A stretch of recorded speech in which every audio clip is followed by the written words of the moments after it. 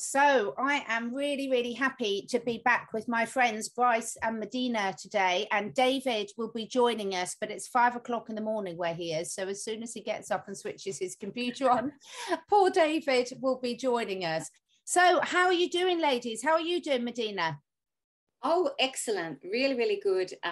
Got rid of a big issue last week that was hanging over, which is sort of the dark energies trying to come in and suppress my voice. So that's gone. Yay.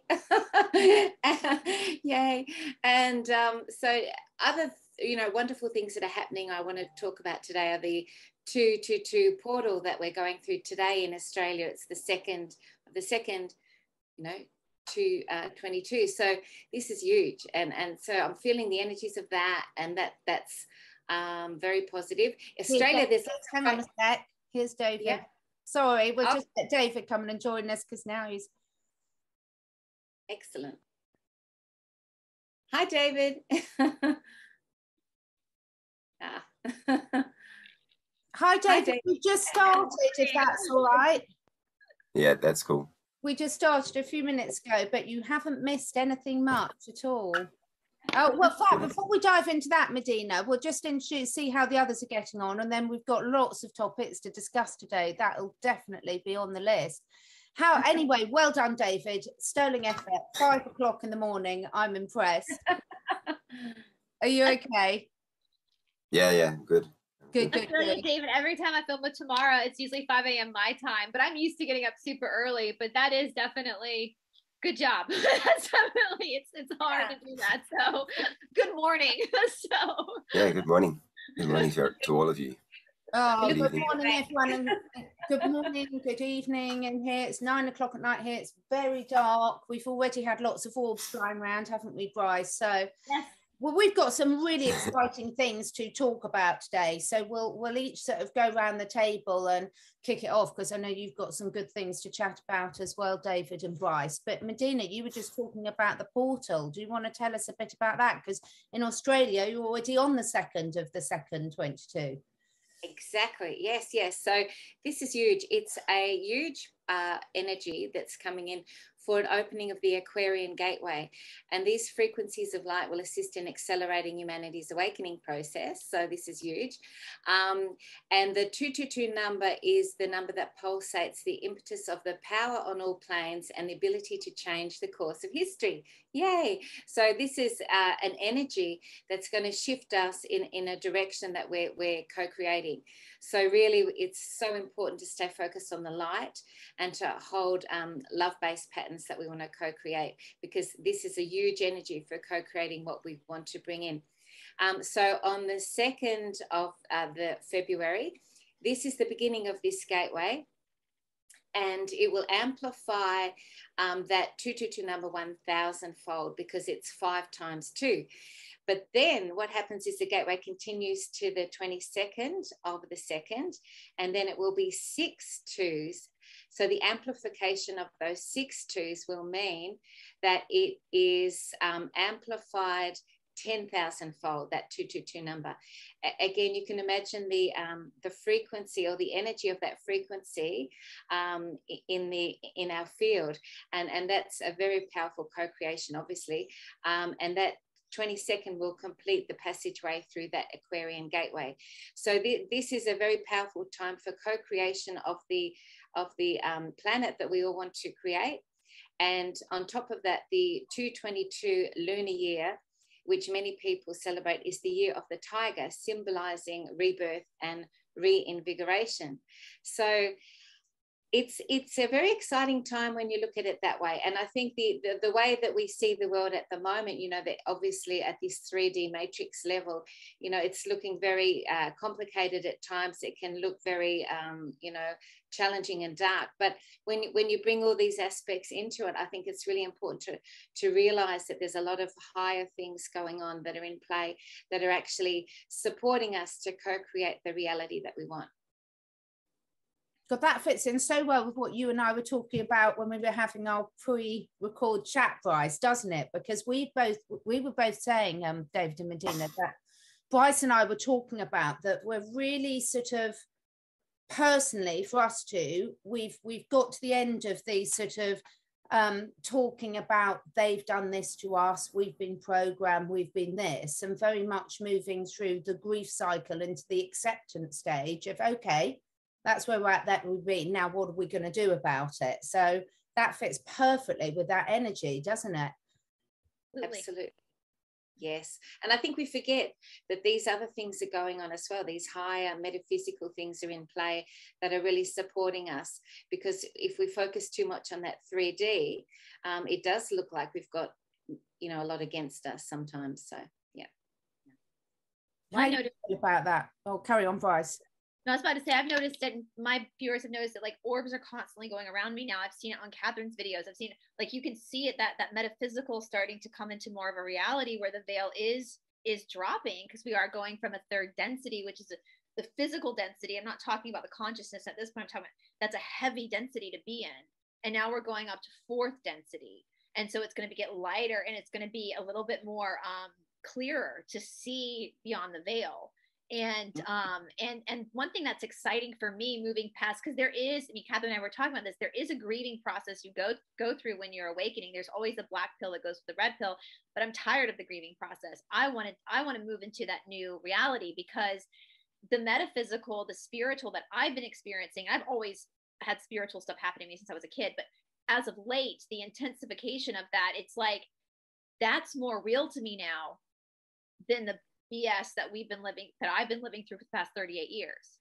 That's more real now. And it feels better. It feels more loving. It feels more exciting.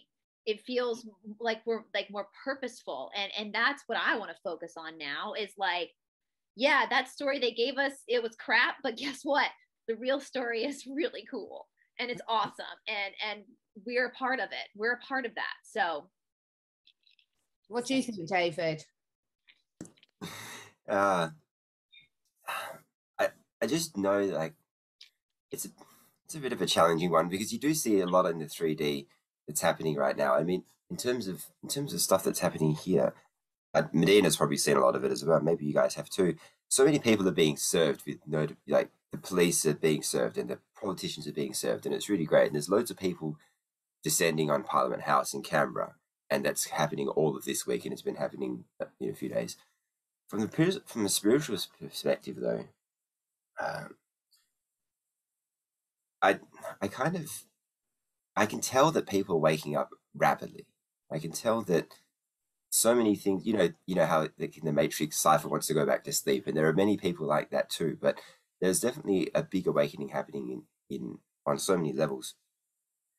But like you guys said, it's now time for action. Like, it really is time for action, because we can't really keep playing victim the entire time and saying that this is happening, because there's a lot happening, and our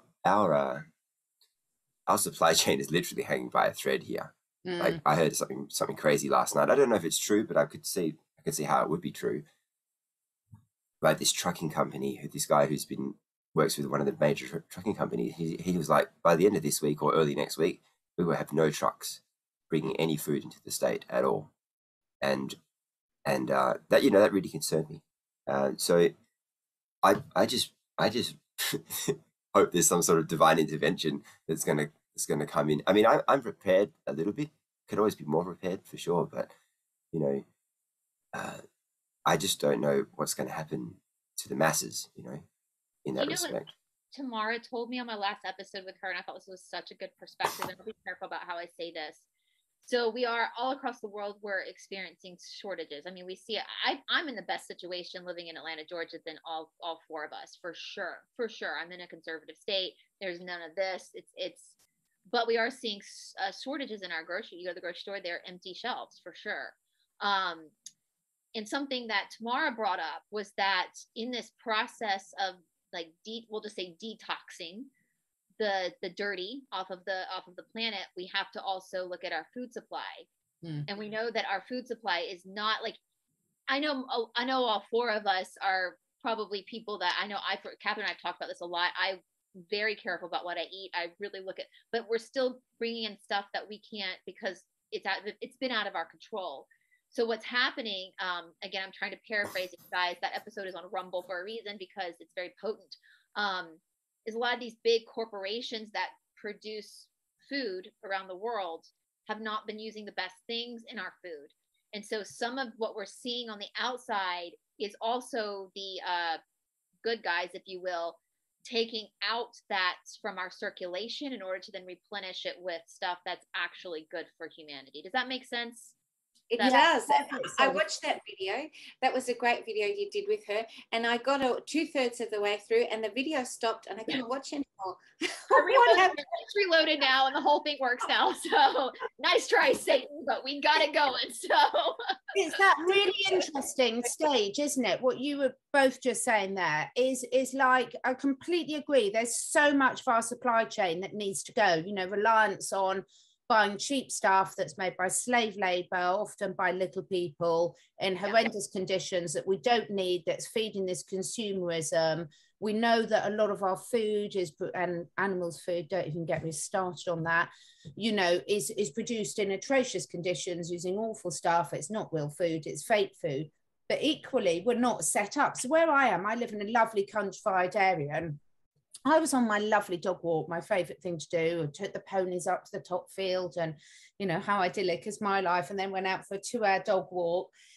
And I was just thinking, God, this is just, you know, people talk about this is the most stressful time in history. I was saying this to Brice earlier, and I'm like, look at the Middle Ages. I would have been too old. I wouldn't be alive anymore because I'm well over that, you know, what the average age was. Most of us would have had our head cuts off, or we'd be so poor that we couldn't eat. You know, the stress that humanity has gone through for centuries. And that's okay, even if a lot of our history isn't real. Look, a lot of the past life regressions people have done, some of that is real. And you're like, it's just been horrific area after horrific area after horrific area. And I was thinking, I'm looking at my life now. I am so blessed. You know, I've got running water, I've got heat, I've got food in the cupboards at the moment. You know, I live in this beautiful place. And then I go into the city for a day at the weekend and all hell breaks loose. But that's why I've chosen, I cannot live in a city because it's beyond me. And now I know everyone's different and we're all meant to be unique. But I'm like, why would anyone choose to put themselves there? Why would any human choose to live in a city? Now that's just my perspective. I've got friends that come to where I live and like, oh, that's creepy out here on your own. How could you live there? But I suppose the point I'm trying to put is 2 points. Going back to the food shortage issue, is I agree, we're definitely, with what you and Tamara are saying, Brice, we're definitely moving in the right direction, but how do we bridge that gap? Because like where I am here, we've got plenty of countryside to grow your own food, but no one's doing it because they're all working in London all day. You know, they're all doing the corporate jobs. And then, so there's this awkward transition where this is going to stop before that one's ready. Does that make sense? And I think this is where humanity is going to shine, though. Because I remember Prime Minister saying this once, because I said to Prime a long time ago on a show, you know, of course, we've been thinking the end was near for 2 years now. And I said to him, I was like, but what about all the people who are angry? And Prime said, don't forget about the power of the love of God. And with the whole food sort of thing, like I have a pantry full of rice and beans right now, full of it. And so if something were to happen where we couldn't get to the grocery store, I have enough food where I can make sure my neighbors were okay. We might not be eating pretty for a couple of months, might not be gourmet, but there's enough for everybody to have enough to survive. But what, your dog can't eat that. No, well. So do so. Yeah. Wait, I think we could get Robbie sorted. Robbie can hunt. Let me tell you, he's a street dog. He knows how to hunt. I think there's the importance of co-creating, you know, the reality that you want, you know, in every single way, not just with food, but in every way. I mean, I just got myself a space drum. I don't know if you can see behind me. It's from France, and it's absolutely beautiful. It's like raindrops. When you hit it, it sounds like raindrops. So I'm trying to co-create it within my own environment, a beautiful space that will take me through this period. And if we all do that, I think that can make a huge difference. Yeah, see, I've already got that. I mean, I'm so happy in mine that I then feel awful and people get really cross with me when I say that on videos. But we've been preparing this for ages. We didn't know it was going to be this, but we've all been doing this work for so long that we've sort of created environments for ourselves which are pretty nice, really, to different degrees, I'm sure. But and if you're holding a high frequency, you'll just actually magnetize that in anyway. You know, it will just form around you. You know, so it's all about the frequency that you're holding and the energy that you're holding as well. And it's, again, it gets time for humanity to shine. I think you look at all these, I mean, look at the Underground Railroad, look at all the times where there's been so much friction in humanity, and the majority of people shine. They come out and they start helping each other. You know, in an emergency situation, nobody cares what your political affiliation is, what your race is, what your gender is. They just want to help you. You know, even after, yeah, exactly. Yeah, so I think if that were to happen, where there was like a massive shortage of food, I think that we're going to see humanity rise up and people helping their neighbors, you know, and not caring about this anymore because they want to make sure, you know, I believe most people genuinely don't want to hurt you and genuinely will help you. I don't know, you know, if you hear a child, I don't know one person, if they heard a child screaming, wouldn't look around to see what they could do to help, you know. And I do think that will happen. I think that has happened in history, is that neighbors will open the door to neighbors and give food to neighbors, give food to the dogs, to the animals, to make sure that that everyone's taken care of, that until we are able to get over that hump of you know, yeah. And we have that gift of cooking has been kind of stripped from us over the past 50, 60 years of people now eating fast food and ready-made foods and stuff. But I think we'll pull through it if we have to go through something like that. I believe humanity will get. We might be really skinny when we get done because we won't be eating as much as we normally do. But there won't be the same levels of obesity. So that's we'll just fix that problem right away. So, what do you think about that, David? I think some people, given the obesity epidemic worldwide, some people won't need to eat for a few months and probably need to. Will be okay to live off their fat stores. But all jokes aside, I think going back to what you said about being prepared and preparing for this kind of period without really knowing it, I completely agree with that. I was talking to a friend a couple of days ago, and he said, "What's the deal over there? Are you still fighting?" Because I caught up with him back in 2020. He lives in Victoria. He came over for some work, and we had a bit of a chat about this. Was obviously very fresh at that time. And he's like, "Man, I thought he's still fighting. Have you got the thing yet?" And I was like, "No, I haven't got it." Even though they've just stepped up you can't really do anything now here. I mean, you can't go to the bottle shop. You can't do. It's stupid. You can actually walk into the bottle shop and do your shopping, but then when you get to the checkout, they won't serve you. So you've already had the potential to spread the damn thing all over the place, but it's so stupid. But, and the other thing, Dave, too, that you can't, it's just come out, the court system, the legal system, you can't go into a court anymore unless you've got one of these. So that basically, they can only have the one narrative there, can't they? Because if everyone who's got one of these has that perspective, you know, it's really trying to change the narrative within that structure. But doesn't that also mean you and David can do what you like and they can't drag you into court? Potentially. How are they going to try it? You're not going to be allowed. I never thought of that. We have free reign. What I was going to say was my friend goes. He said, "Are you still fighting? Are you holding strong?" And I said, "Yeah, I'm not getting it." He goes, "Man, I thought that after a little bit of pressure, like if they took away, I don't know, whatever, a bunch of things, I thought you would have cracked ages ago." And it kind of occurred to me that A, he didn't really know who I was, really, but B, and maybe I'm a lot stronger than he thought. But it wasn't really about that. It was about kind of, for better or worse, I'd kind of removed myself from society in many ways. You know, like I wasn't working a normal job in an office. I didn't really go out anymore. The only thing I really needed from society, apart from a gym, which can easily be worked around, was the supermarket. And you know, given that I had like certain electronics that I kind of needed, like, but if I had all of that prior to this, then I only needed to go to the supermarket.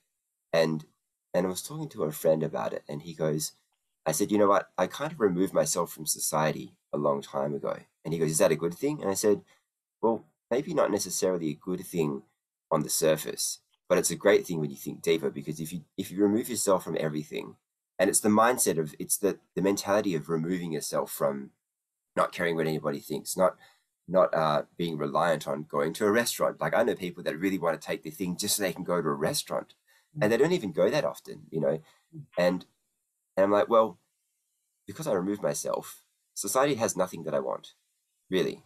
You know, the average person isn't healthy, wealthy, or wise. Why would I want to be around those kinds of people, you know?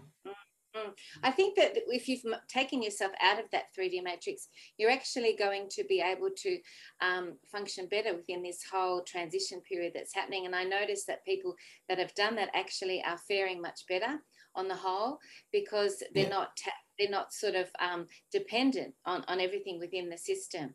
And I think that's a great thing. I think that helps this process of transition. And I think that's good.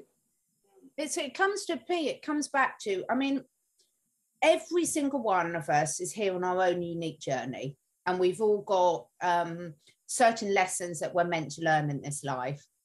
Sometimes I'm a bit slow, but I get there eventually. So, you know, everyone watching this is going to be in a completely different situation. But what it's really hit home to me personally, on a personal level, is it's almost like I can see now why I've made all these decisions that didn't necessarily make sense, or everyone else told me they didn't make sense at the time.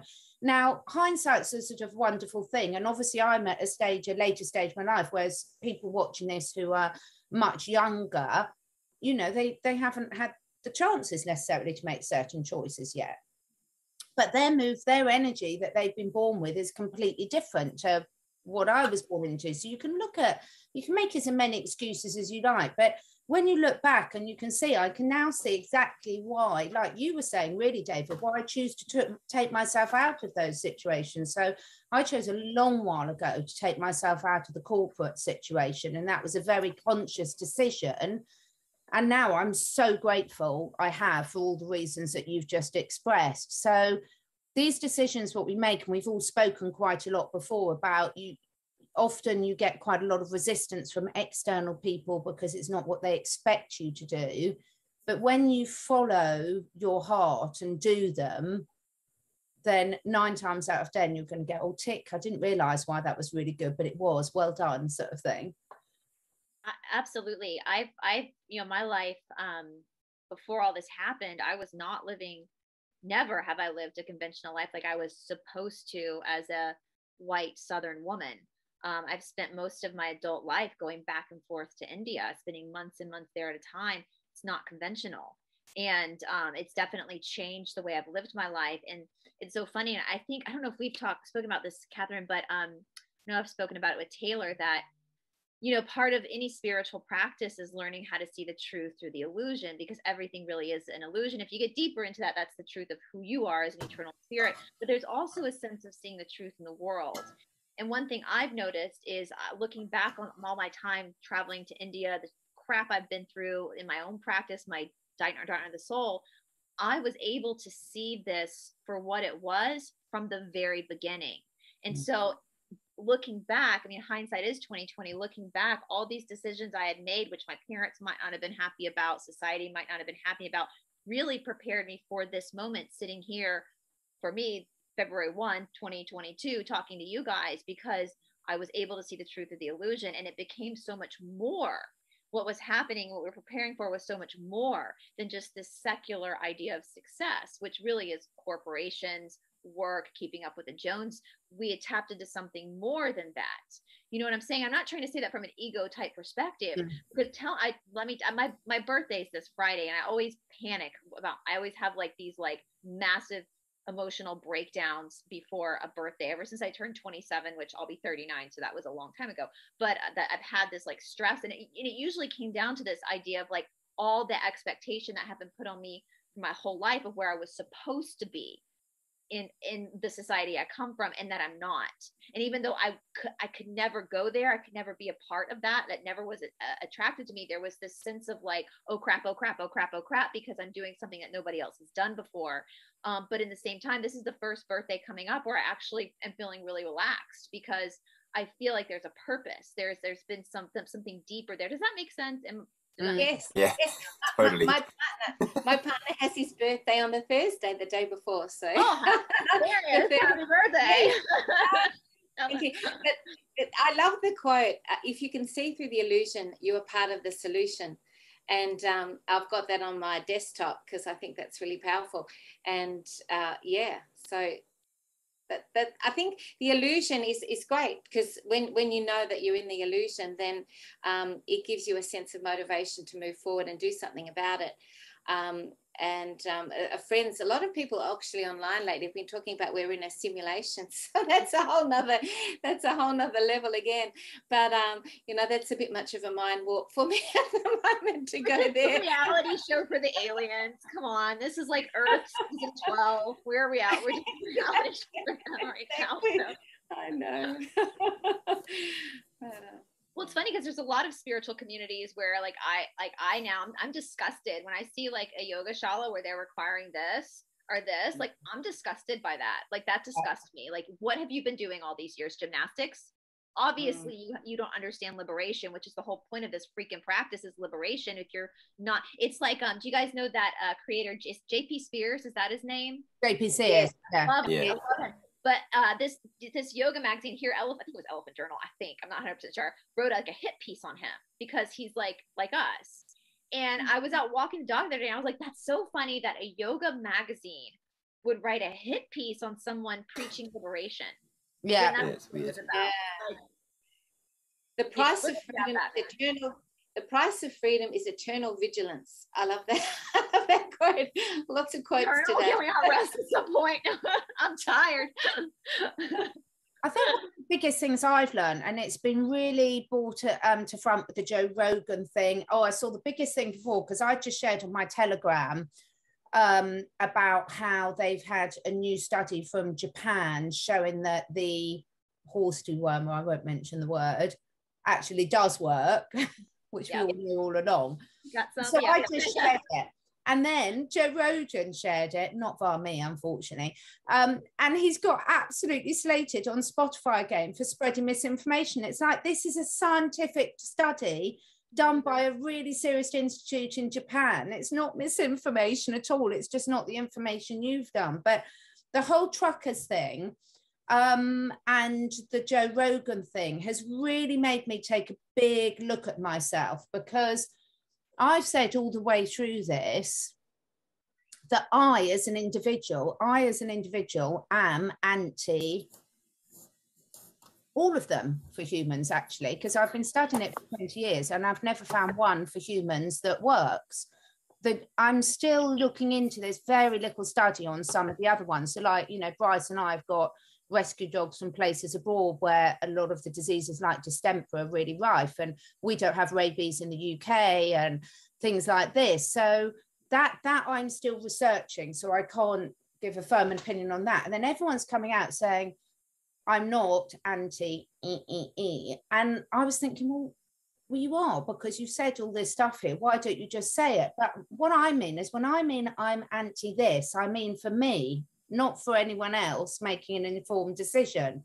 And so I realized it's all terminology and how people choose to perceive that. So I am, for me, that anti this, but I haven't got a problem if a consenting adult chooses to make a choice. Like people who volunteer themselves for medical trials, I really admire them. Good. If you consciously choose to volunteer yourself for a medical trial, I'd far rather they did that than tested on animals. But I object to them doing medical trials on people that haven't consented. That's a completely different point. And I certainly object to them doing, you know, medical trials on animals that absolutely have not consented. And there's so much disinformation.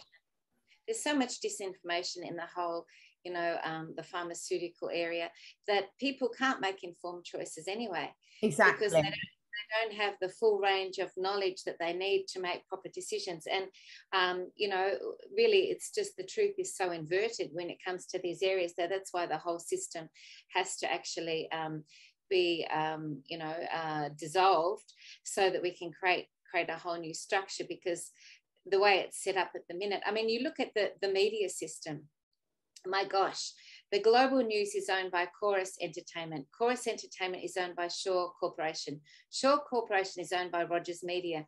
Rogers Media is owned by the Vanguard Group. Vanguard Group owns Pfizer, Moderna, Merck, Johnson & Johnson. I mean, you know, Vanguard Group also owns Facebook, Instagram, WhatsApp, you know. And everything. Like, there's no way that we can get information. Every multinational. Yeah, exactly. In the sources that are in front of us, that gives us any sort of opinion that is informed or balanced. I know, and you had some good points about that, David, when we were speaking to each other via Messenger and things, about the whole concept of intelligence, education, informed choice. You know, you had some really good points to bring up about that. Yeah, intelligence is one of those funny topics that everybody has their definition, but typically the societal definition of intelligence, which is basically just academia, right? And it comes up often because intelligence is always the marker, isn't it? It's always like, oh, that person's not that smart, or that person's really smart, or whatever. And I kind of, you know, over the last few years, I've been thinking, like, what is the real definition of intelligence? Because there could be so many definitions. You know, if your definition of intelligence is basically how well someone can do at school, then it's so narrow-minded. Like, you could take the idea that somebody is really, really good at, say, woodwork or something. That's a different level of intelligence altogether. But that's not really. But who cares about that? You know, in society, really, it's all about how well you can, you know, quote unquote, will memorize things. But I had a mentor of mine I was speaking to recently, and he said his definition of intelligence was the ability for someone to design their life in a way that they want, but also create a plan and execute it, and successfully, which I thought was pretty cool, but also, you know, maybe a bit long-winded. But I watched this video just a couple of days ago. You know, when you see videos, it had nothing to do with intelligence whatsoever, but the woman in the video said, intelligence isn't your brain. Intelligence is your mind and the power behind it. And that was like one of the biggest things I took from that video, which I think is an amazing definition because it's universal. It's one of the things that we all have. People may be born with a good memory or a good, you know, elite athletic ability or whatever, any number of skills, but the mind is the one thing that we all have. It's a level playing field. And I think that's why it's important, because we need to have, how can you say that someone is quote unquote unintelligent when just because they have a good, you know, or, you know, because they have a good memory or whatever, they don't have a good memory for that thing that they're trying to memorize. You know, it has to be a level playing field. I guess I look at it in terms of consciousness more than intelligence, but it's sort of the same thing, but it's another way of looking at it. But sort of different consciousness creates different experiences. And intelligence to me is a bit more about the mental body, the mind, the cerebral, whereas consciousness is more to do with maybe the soul. And so that's how I sort of look at things, I guess. And I was listening. It was funny because we were messaging each other about that, David. And then at the same time, I was listening because I'm so into the animal communication, and I was listening to this brilliant video. And one of this, it was so lovely to see because there's this top behaviorist, and I did biology and animal behavior, and virtually everything I learned about animal behavior in university I now know is completely wrong, because we've always told not to put human emotions on animals, and now that's been disproved. And we were told that what separates humans from the rest of the animal kingdom was the ability to think ahead, use tools. Well, that's been disproven, because we now know there's loads of animals that can use tools, and we know that there's loads of animals that can plan ahead and problem solve and everything. And it was so beautiful to see this professor, I wish I could find the link again now, but that was so set on the fact that there was such a huge difference between humans and animals. And then he said, but we've now crossed off everything on the list that was the definition of the difference between humans and other animals, and now we do all have to accept that we are just another form of animal. Because look at the whales' intelligence, look at the cheetahs. The thing, you need a different type of awareness, consciousness, thought processes. It's no good me being a human and thinking like a horse unless I'm interacting with my horses, because I don't live like a horse. Well, I do actually, but not a good example. But you know, it's so relative, and you're so right, David. I mean, look at what's happened now. I mean, it's been so obvious this last 2 years, because everyone has pointed out that supposedly really intelligent people have got no common sense. And isn't that well, but do we mean by common sense that actually can't tune in to what's really happening? Because all these hugely successful professors and scientists and lawyers who were respected and won Nobel Prizes and all sorts of awards, as soon as they've gone across the narrative, now all of that has been slated, and now suddenly they're a nobody. Just shows how ridiculous it is, doesn't it? It's a completely man-made label. Yeah, animals would see through it, I reckon. You know, they see the truth. Yeah, we can all learn from them right now. I've got a new alarm clock. My dog jumps on my arm and taps me every morning to get up. So that's my new alarm clock.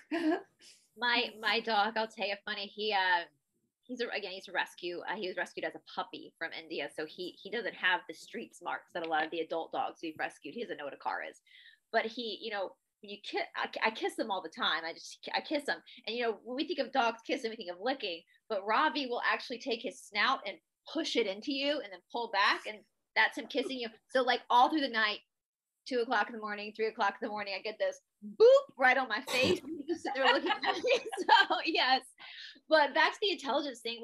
Because one of the things I've been doing on my channel that I've been loving doing is going through the missing books of the Bible, because there's so much more to that story, more psychedelic, metaphysical stuff than the real story of Yahshua or Jesus, and of course the Magdalene as well, because she was the counterpart. And in the original Gospels, the original theology behind this new Christ consciousness at the time was this big thing. People have heard of the Gnostics, or gnosis versus ideo. This is Greek words. Gnosis was inner knowing. Ideo was outer knowing. So ideo is everything that involves an educational system, reading a book. Idiot. It's reading the mind. But the gnosis, that is something that no one can teach you.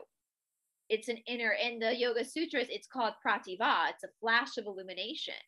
You know, it's the spark of consciousness. And I do think that, in my opinion, that flash of consciousness, that spark of illumination, that gnosis, that to me is the highest level of intelligence. And that's something we're all born with. You know, like you look at a child, a small child who doesn't even know how to go to the bathroom by themselves, and they know what God is. They know what source is. They see the angels. They don't need anybody to tell them that they were created for a reason. They have that connection to the divine. And then something happens along the way where that gets disrupted. Or we get told we're crazy, or, you know, don't trust your gut, you know, better to learn the books, you know? And so I think, and I do think, because I know, Catherine, you brought up a lot of good points about we need people who are good at the intellectual stuff.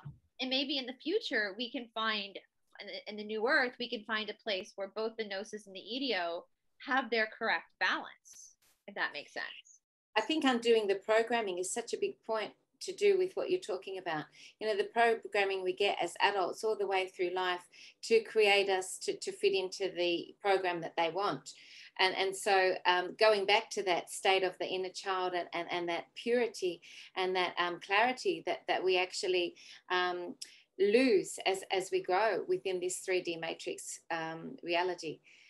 So I think just undoing all that programming is part of what we need to do to get to a better place.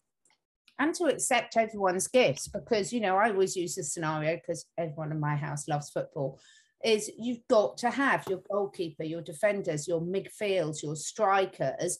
The whole point is we need the carpenters, we do need surgeons, we do need you know, car mechanics, we do need cooks, we do need vets for certain things. I mean, I do loads of holistic therapies, but I still have to have a vet at times, you know. So I think it's appreciating the different stages, but not putting a judgment and a level on top of them, you know. But and that's where I think I'm so excited to see where it goes forward. I am really, really excited. I mean, look at what's happening now. This last year, never before, I think, have manual workers been so appreciated, because everyone's now thinking, it's no good me being an actuary or an accountant or a bank manager or an investment banker. You know, I need a trucker, I need a mechanic, I need a carpenter, I need the practical skills. I'm afraid you guys, you're not as it's people are really looking at things differently, don't you think, and realizing that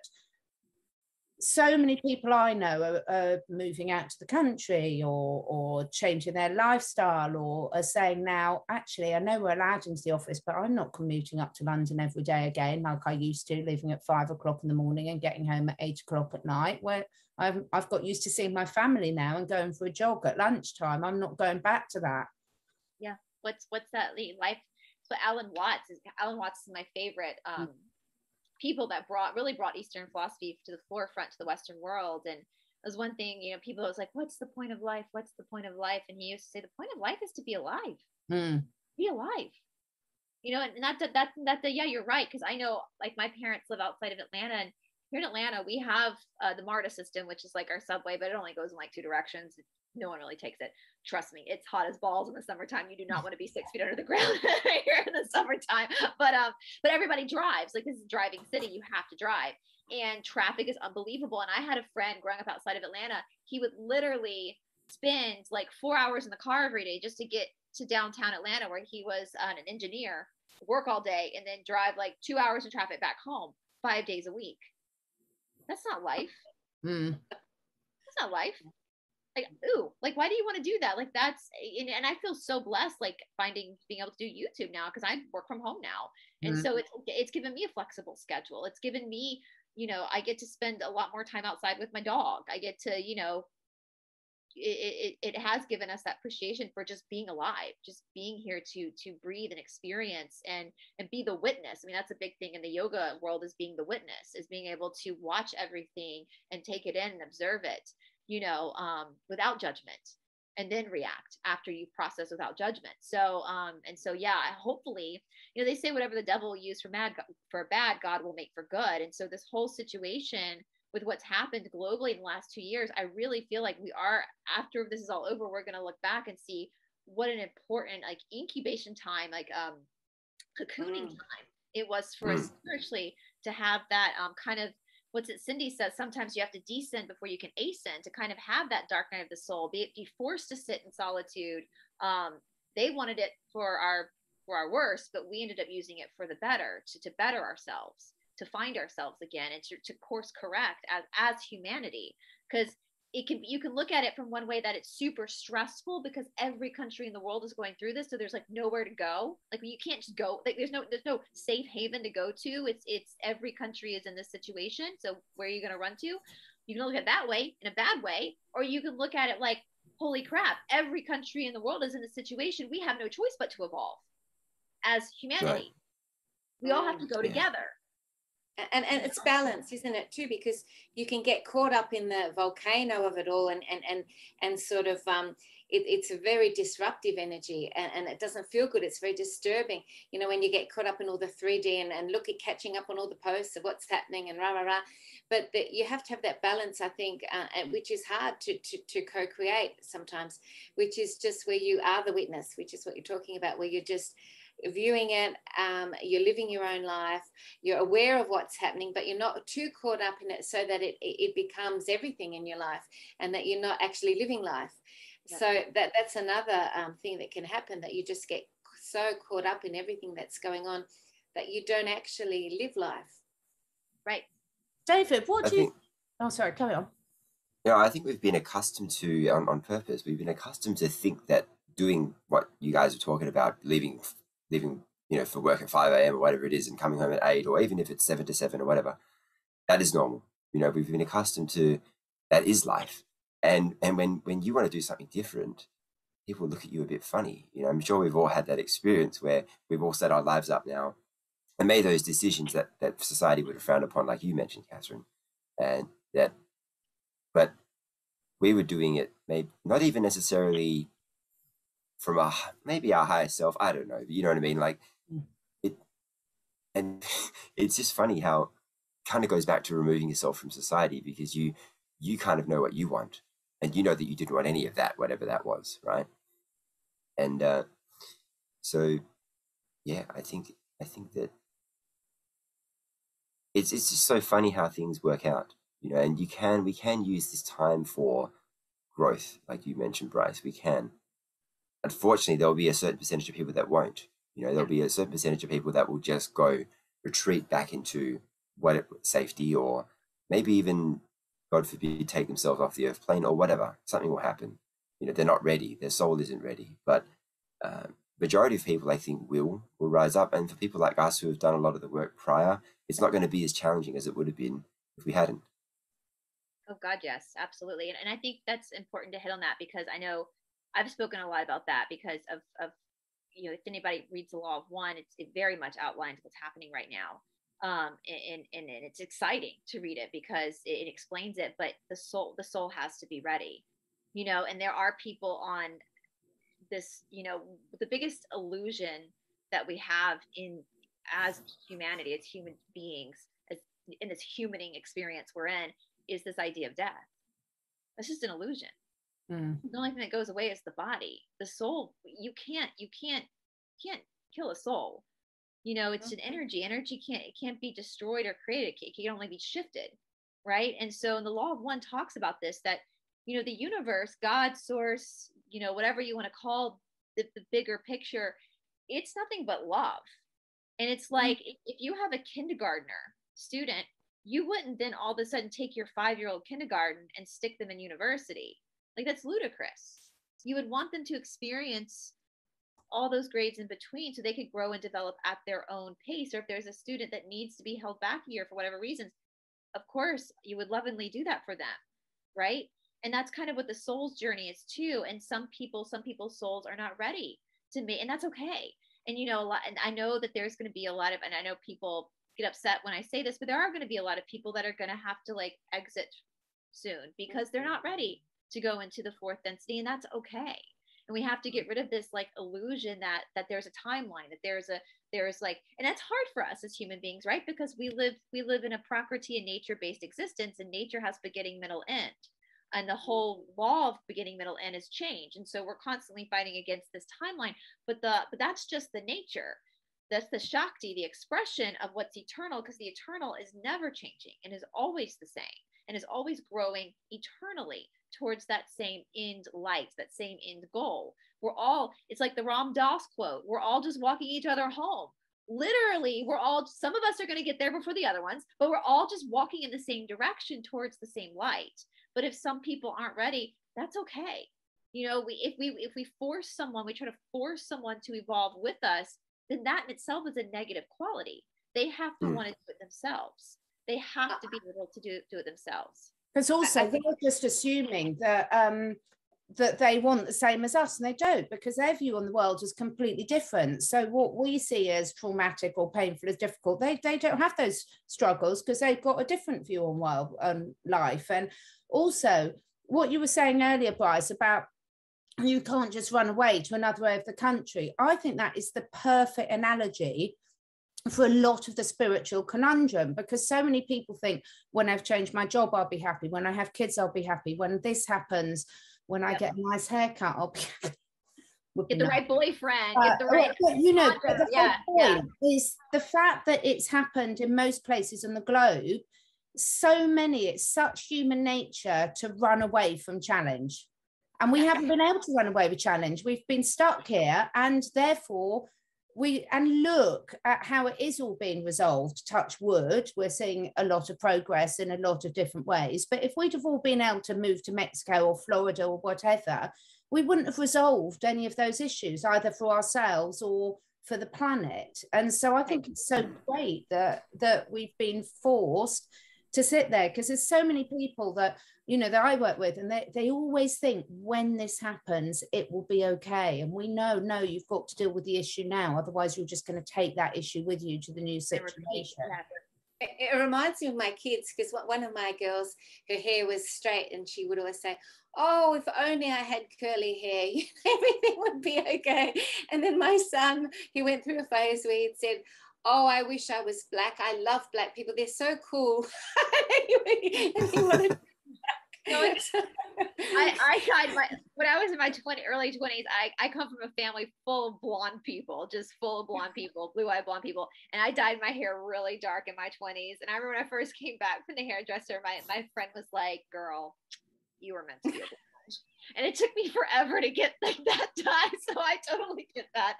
The grass is always on the other side, but we got to learn to accept what we've been given. So no, it is hysterical. I think the other thing too is the point that you made, Brice, about how we've been really indoctrinated within the Western culture to fear death and to not be able to deal with death.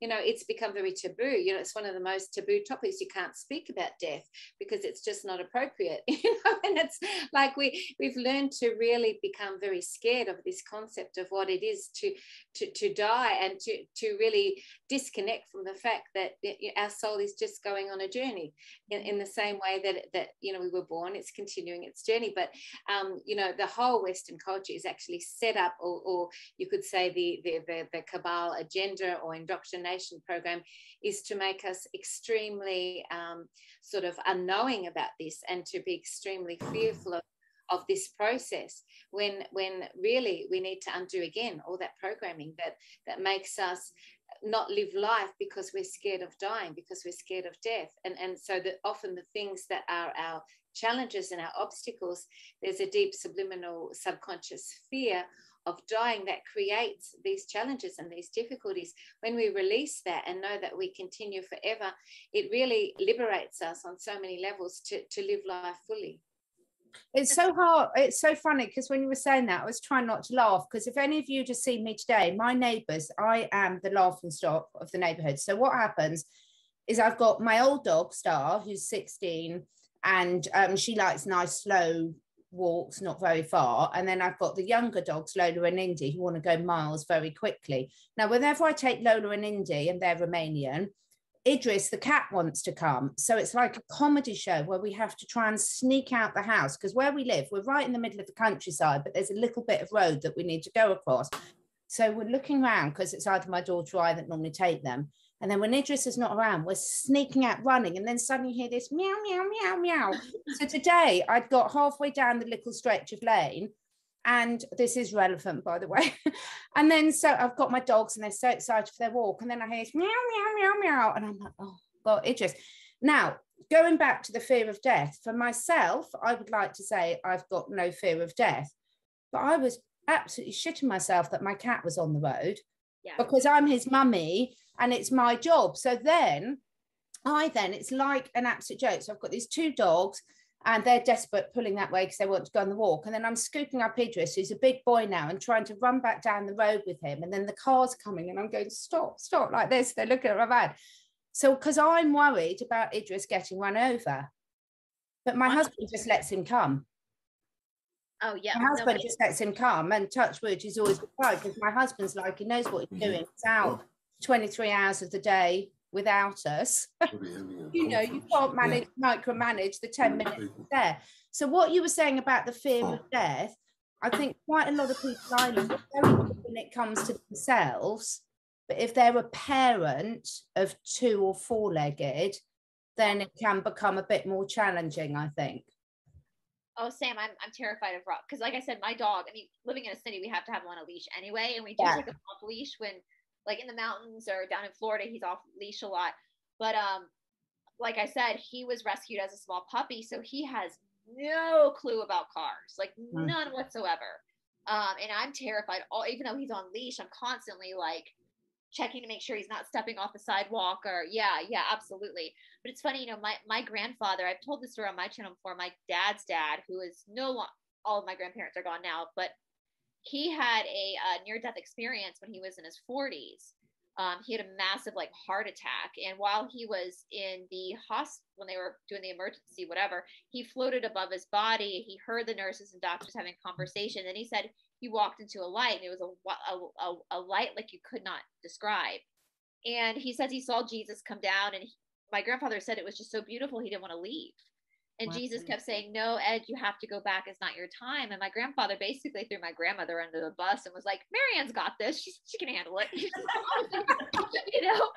Leave her with 3 kids behind, But then he woke up in his hospital bed. And of course, the doctors at first thought that he had experienced something chemical from what was happening. But when he started to explain the conversation he heard while he was flatlining, then they were like, oh, something did happen. And I only knew him after that because I was born when he was in his 50s.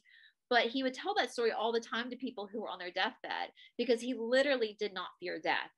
After that happened, he literally had no fear of death. At his own sister's funeral a couple of years before he finally died for the second time, he was giddy.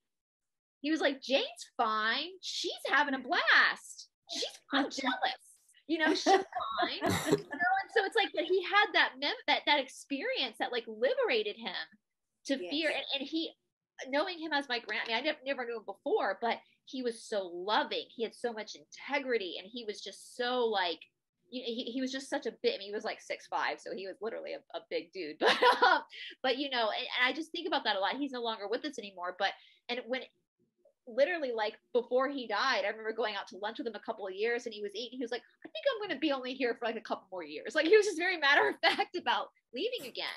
And understanding that you're literally just leaving and going to something new. You're not disappearing. You're not disappearing, Joanna Saffin says, I know everyone's got different opinions about who says what, but Joanna Saffin's always said we've got to all collectively go through a near-death experience. Do you think he was talking about this in terms of going through such enforced changes that we all start really appreciating what we have got? Probably. Yeah. Good analogy. Yeah. I think we're nearly there. I mean, I don't know about you guys, but I think I can see a train wreck coming that's unavoidable. And I was wondering, that was going to be a question I had to all of you, was do you think, because he talks about the US going through it, and I was like, is it going to be a worldwide thing? Is it going to be a, it has to be. It would have to be, wouldn't it? Yeah. Because I can see it's coming, and it's coming soon. It's going to be pretty soon. Yeah. But by the way, speaking of Jesus, you've got all this light emanating down above you, Dave. You look like you've got a halo. By the way, I'm a second coming. Actually, I had a question for all of you, and it was something that one of you mentioned. It might have been Brice, or I don't know. He said that energy can't be created nor destroyed. Maybe it was Catherine. And if that is the case, which I believe it is, why is it you get these old souls and then you get these people, these quote unquote non-old souls? Is it just because if we've all been around at the same time, wouldn't we all be the same age or whatever, right? Or is it just that's a question for the galactics? Because I know that's something I've been studying on my own now, just the whole concept of the 12 tribes of Israel actually being galactic. And that the Lyran group, the lion group, is the house of Judah, which is why the Lyrans have like a golden hue, which is the whole orange man bad thing, which is what they were pointing out, was that their people's skin color is going to start to shift a little bit when we start to move up into our galactic heritage. But I know the Lyran group is like one of the oldest groups of humanity. And a lot of, I would guess, from my, this is just my own guesswork assumption, which my father used to say, assuming makes an ass out of you and me. So take that with a grain of salt, that most of us who are awake right now on this journey that have these platforms are probably from a group like the Lyran. The Law of One calls it wanderers, that we decided to come down to help the newer souls, whether that's created by source that have come in to help them pull forward. I don't know, because I think the only thing that can create that energy would be like God or source, whatever you want to call the main Mac Daddy. Mother, I know the Sophia text, the Gospel of the Holy 12 calls it Mother Father energy.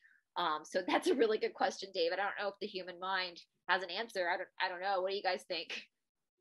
Well, I think that it's two things. I think perhaps maybe on one level, the people that are awake or that are considered old souls are souls that progress at a much faster rate than the other ones, for one.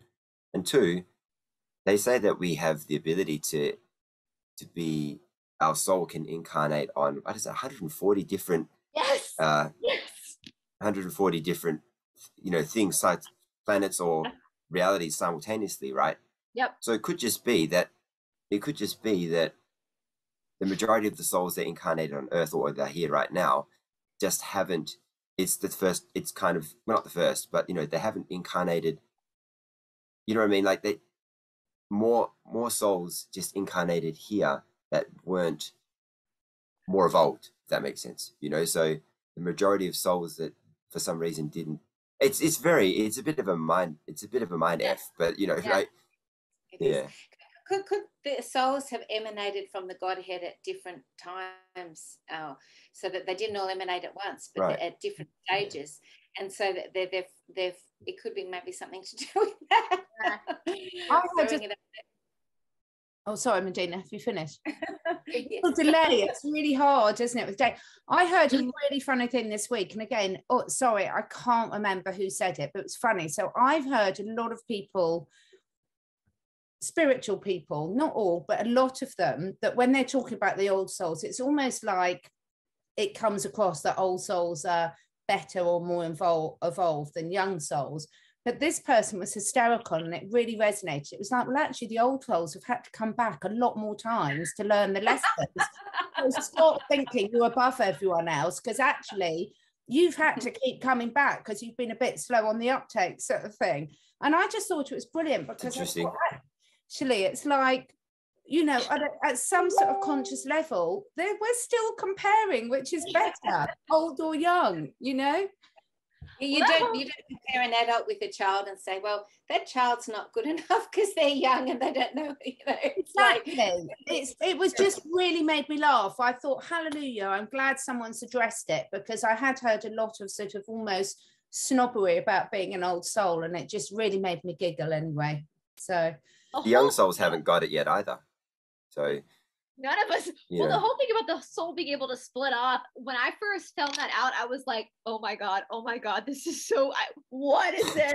But yeah, I mean, that's the whole twin flame thing, right? Is that they're it's one soul that decided to split into two people, even though you're whole within yourself, but your soul is split. But then you start to think about how many times you've now split, and how you can be doing something galactically with one fraction of your soul, while your other soul is like standing at the grocery store picking out bread. It's like it's and even with like these spirit board, you can like channel your higher self too, which is bizarre, because let me tell you, I like my higher self a whole lot. Thank you, Brice. We've been having such fun with these. No wonder. Well, I've got a question for you on this then, Brice. Okay, for everyone, but I have something keeps coming up to me. I keep getting this resistance when people talk about twin souls or twin flames, because going back to David's point about if we're all energy, if we all believe that we are all connected anyway, then what is this? Is it like, oh, I'm just a bit more connected with that person? We've all got each other in it. We're all connected, but literally, from what I understand, because I've really come across this with the Magdalene and the Christ, that they're both with the Christ consciousness as in twin flames, and that not everybody actually has a twin flame. There's only a certain amount, because your soul made an agreement at some point to actually split into two, for whatever soul contract that was, whatever work that you had to do, your soul actually split into two entities. This sounds like a sci-fi movie. It really does. Like a Stephen King. I don't know. It just feels off to me. I know everyone believes it, but it's like, so are we saying then that souls aren't part of the energy? No, they are. They absolutely if they're part of the energy, surely all our souls are connected. They are, but it's like different. Like Taylor Moon does a really good job of explaining it, because like you have your soul family, which that has taken me a while to understand. Which is not your biological. That's your biological family is considered your karmic family. And then you have soul mate. Well, the funny thing is my sister and I don't have any karma. We're complete dharmic. Like we have no, it's like we are perfectly smooth sailing. So, but I know there are other members of my family I have karma with for sure. But then you have like soul, because we've lived many lives, right? So you have all these soul connections, but the twin flame is literally, and not all twin flames are ever going to be together in a life or even know each other. It depends on what the purpose was for that soul, because everything is about you learning and growing, right? So whatever your soul needed to do to evolve is what it did. And if it meant splitting off into two, and as you're saying, David, it could be 140 that your soul decided to fraction off into. Maybe there was an ability for you to learn more lessons if you split and had two different experiences. Does that make sense? I mean, it's wild. It's wild, the amount of possibilities that there are. And that's what also creates like multidimensional timelines as well. That's happening constantly. I mean, we talked about that before we started filming, the fact that we were saying that we understand we're about to flip timelines, which from what because we know that the Gregorian calendar isn't real. We know the Julian calendar isn't real. And what I keep getting from this is we're going back to the Atlantean calendar. Well, what is that? We don't know because we have no idea what that looked like. So what is the real date? You know, like, I don't know. You know, so there's so many different realms of possibilities when it comes to the cosmos and the galactics and multi-dimensional timelines that are happening that, you know, again, it just comes down to your own soul's contract, like what you decided to do with your guides, before coming down again to this plane of existence. Because it really is all just a school. It's all just a learning experience for you to learn yourself. It's like Alan Watts says, it's like the eyeball trying to see itself. You know, that's what the eyeball's actually trying to see. How do you do that? You can't look in the mirror because that's a distorted view of what the eye, you know, I can see your eyeball, but can you see your own eyeball without any type of reflective gear? It's the unsolvable riddle, right? This all makes me laugh so much because you know how we've all said we can't wait to watch the real movie when it's over. Well, when you were just saying that, Brice, I was thinking, can you imagine the hysterical conversations that when our soul, when we pass over from this life and our soul goes up to and re-meets the guides that have helped you choose what you came back. Can you imagine, what the hell did you make me go and do that for? Why did I have agreed? Why did you persuade me to do that? It just makes me laugh. I bet there's some really interesting discussions that go on. The law of one says that sometimes the soul, when the soul is getting ready to take a life, because one life on this earth plane is so fast in spirit world that we're trying to get like everything in. We're like, give me a bad breakup here, give me a divorce there, give me, like, we're trying to get everything in. Our guides are like, whoa, tiger, like, and then we get here, we're like, oh shit, oh shit, oh shit, oh shit, oh shit, you know, because it's so overwhelming. Like bingo, you know, you're desperately trying to take them off as quick as possible, but sometimes you might be better just slowing down. Pick one of two. Do you want the bad divorce or do you want the car accident? Pick one of two. Or you know,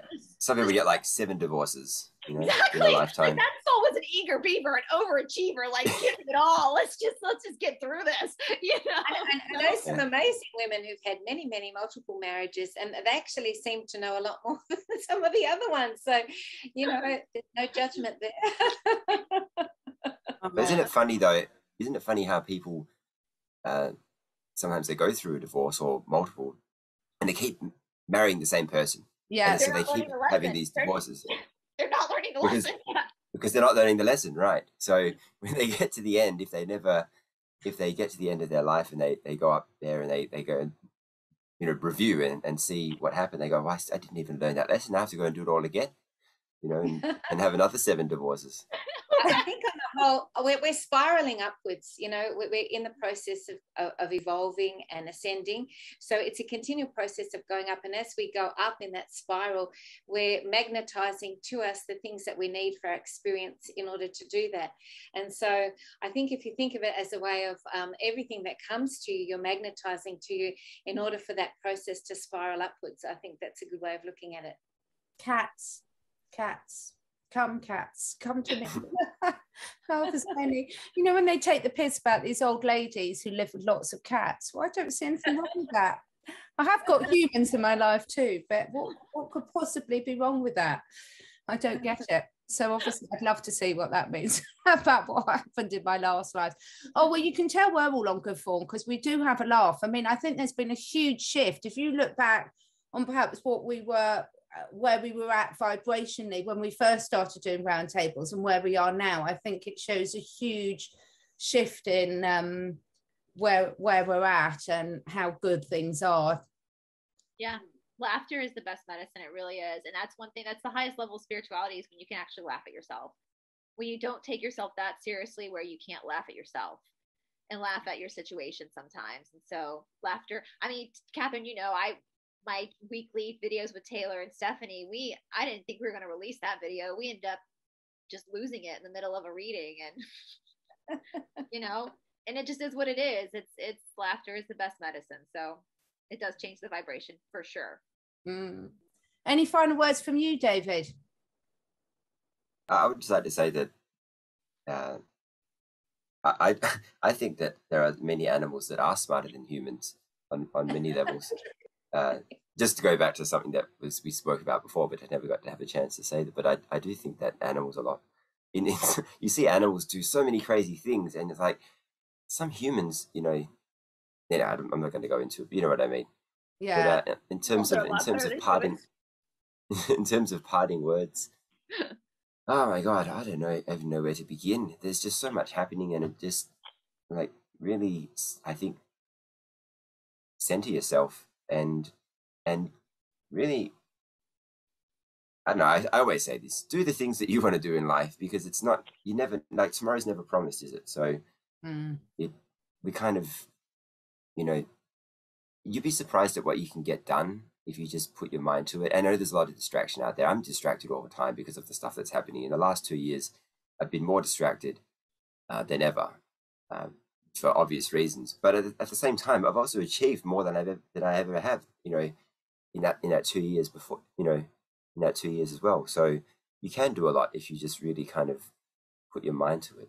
And imagine what will happen once this all is gone, and we move to a different part of it. Let's just say, imagine how productive you'll be then. I think it's just about following your heart and following your truth, and then you can't really go wrong. And if those truckers and those people joining in those convoys, if that's in their heart and that's their truth, then all power and so much love and support and blessings to everyone that's doing that, and just for everyone that's following their truth and their heart. I think that's a brilliant example that you can give the world at the moment. So. Oh yeah, here. What about you, Brice? To everybody watching, you are enough, you are loved, you are special. And if there is something in your life that is the pattern that you recognize in your life, whether it's a work, job, a relationship, compliance, whatever, you have the power to change that, because you are a powerful being. And laugh, just laugh. Laugh and laugh. Thank you so much, all of you. That is such fun, as always. Hopefully we'll be back in 2 weeks' time, everyone. Everyone all right for 2 weeks' time? Yeah. Well done, David. You do it. Well done. A big pat. Hopefully daylight savings will kick in a few. Well, it's going to be a while, isn't it, for you? And then it will be an hour later for me. Yeah. I will say, because I do Australia a lot. In our summertime, your wintertime, we're closer together in time. So. Yeah. When I was living in Melbourne, there was only about because it was such a big time difference. But with the west coast of the US, or the North America, it was such an enormous time difference. But if you really look at it, it was only like a 5-hour time difference, because it was a 19-hour time difference. But yeah. And this goes on to another discussion that we're going to have at some stage, because this fits into the, we all really as far away. As far as we are, yeah. Is it all an illusion? But we'll have to leave that for next time. Thank you so much, everyone. And to everyone who's listening, everyone's links, because it will be on all our channels. So all of our links will be below the videos as normal. And we really, really appreciate you taking the time to listen, join in and share your energy with us. So thank you so much. Take care, everyone. Bye.